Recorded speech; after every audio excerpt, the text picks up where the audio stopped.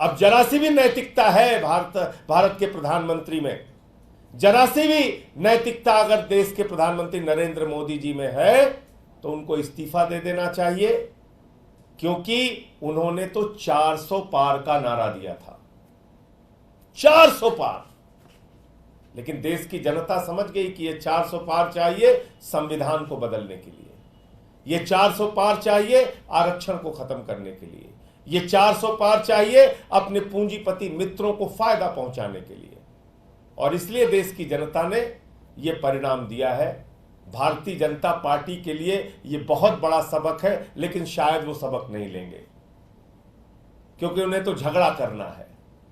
ये चुनाव का परिणाम भारत के अंदर नफरत की राजनीति के भी खिलाफ है, तानाशाही की राजनीति के भी खिलाफ है।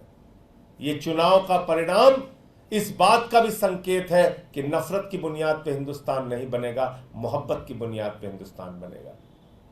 तो इसलिए मैं इस देश की महान जनता को बधाई देना चाहता हूं कि लोकतंत्र के इस महापर्व में आपने हिस्सा लिया और एग्जिट पोल के परिणाम को पूरी तरीके से आपने ध्वस्त किया और ये बताया कि हम लोकतंत्र के अंदर अपने मुद्दों के आधार पर वोट देंगे, पार्टियों का चयन करेंगे।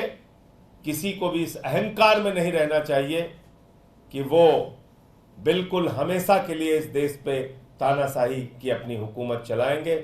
और वैसे भी प्रधानमंत्री जी ने जब से कहा कि उनका जन्म बायोलॉजिकल नहीं है, वो अवतार हैं, भगवान से भी बढ़कर अपने आप को मानने लगे।